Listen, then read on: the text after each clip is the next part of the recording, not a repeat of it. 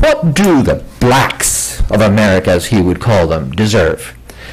Well, I'm sure Jared Taylor, being a conservative, believes in inheritance rules. So let's see the inheritance which the present blacks have been denied. They have been denied the money they would have made as slaves properly paid. They have been denied all the monies that proper justice retribution would have given them when they were killed. They have been denied all the monies historically that would result from damages due to broken families, from the failure of the justice system to provide them with the minimum necessities, from the failure of the health system to provide them with health. That was denied 150, 200, 250 years ago. I want all that to be calculated, what they're owed, and I want it then to be compounded at interest, compound interest year by year.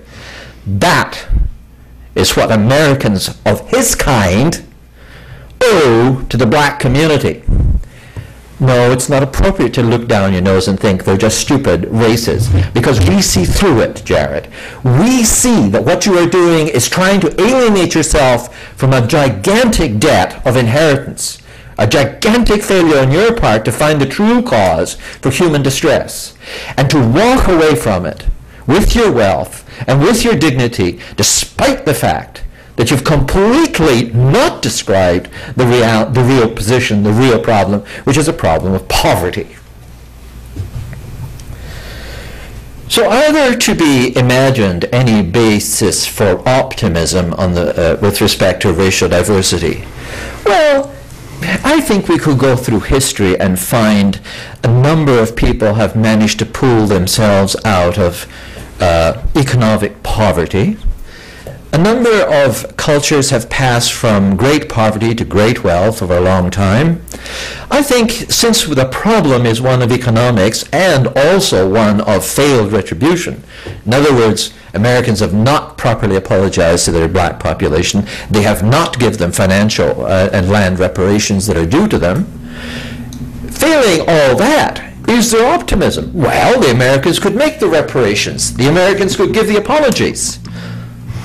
The Americans could recognize that the problem is not race, but the fact that they have a large, visible minority which has been horribly abused by them, speaking of the whites, and that this visible minority is poor, not stuck in its racial groove, but rather denied all the opportunities of a good life.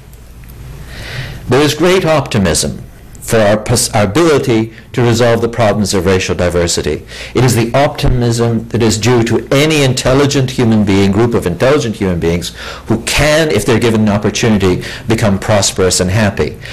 The benefit we would get from such a result? An enormous relief that we had somehow begun to atone for the sins of the past.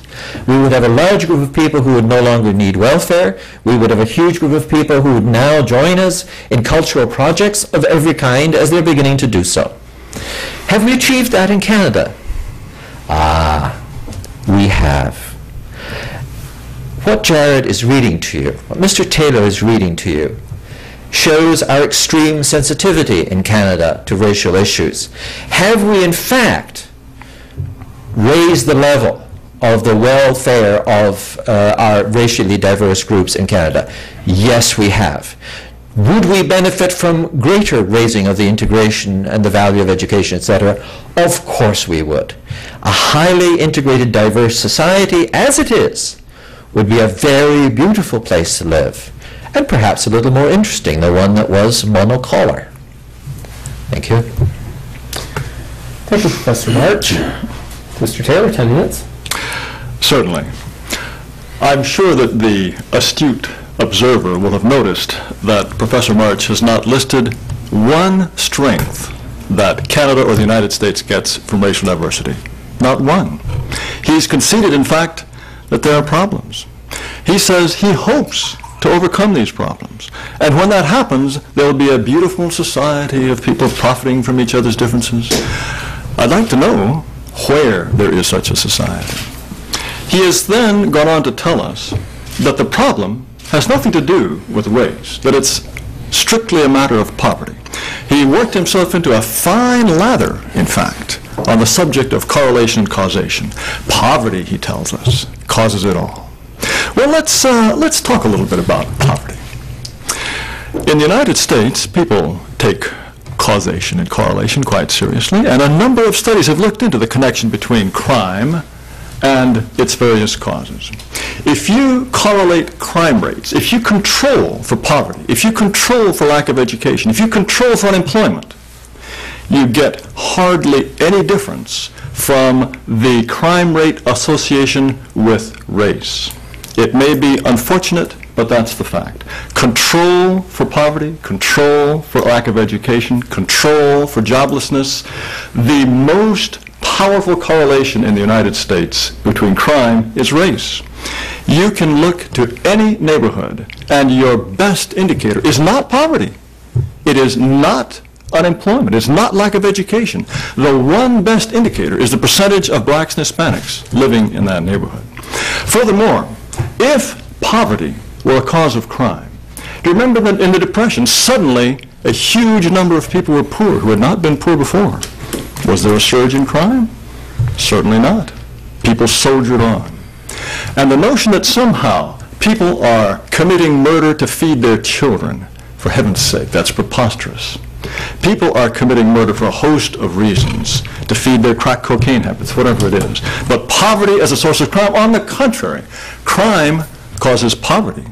If you have been a criminal all your life, been in and out of jail for the last 15 years, chances are you're going to have a hard time finding a job.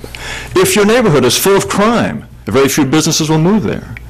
Crime is more likely to cause poverty than the other way around. Now, Mr. March worked himself into yet another fine lather on the subject of the injustices done to blacks in the United States. Now, you could make the argument that all these injustices, in effect, prove my point, that racial diversity is a terribly difficult thing to handle. I would never argue that America has handled it particularly well. I would make the point that no country has handled it well. He has insisted that 100 to 50, 200, 250 years of oppression of blacks are the explanation of what we see today. I would like to know, why is it that in Canada and in Britain, which have nothing like the same history of oppression or slavery, lynching, Jim Crow, I know the litany as well as he does. Why is it that in those societies as well, blacks are essentially at the same place as they are in the United States, despite the fact that they have been present in large numbers for just a few decades? In Britain, for example, they keep statistics by race as well, and you'll find that in terms of poverty, violent crime, blacks, once again, are at the top of the list, bar none. And as I say, without any of the history that Professor March seems to glory in. Now, had Professor March really tried to take the bull by the horns and make an attempt to argue that diversity is a strength, this is the sort of thing that he might have said. He might have said, for example, that diversity is very important in a world that's increasingly getting smaller. It'll help us in world trade. It'll help us understand the rest of the world. Well, I ask you, which are the most successful trading nations in the world today? China? Japan? These are not places that celebrate diversity. If you were to suggest to the Chinese, hey, fellas, you want to know how to boost your exports? Import a bunch of Puerto Ricans, or maybe Haitians, or maybe 1 million Pakistanis. Racial diversity, the Canadians love it, the Americans claim to love it. That will really boost things for you. They'd phone up for the men in white coats. They'd put you in a padded cell. They'd think you were nuts. They'd be right. The Japanese would take the same view. Also, there's this notion somehow that diversity will help us understand the world. Let me point out to you that the United States is more diverse today than it has been in any time in its history. And I would argue to you that this diverse United States is more hated than at any time in its history. And it's not simply because it was powerful, because it is powerful. Recall 1945. At that time, the United States was relatively more powerful vis-a-vis the rest of the world than it is today. Supremely powerful. It had just killed millions of people all around the globe, and yet it was a beloved country. It was also a country, by the way, that was racially homogeneous. But somehow the idea that if we have a few of these, a few of those, a couple of dozen of them living here that will somehow understand the world better, that we will be tuned in, doesn't seem to work for America, does it? No, as I say, we are more hated than ever.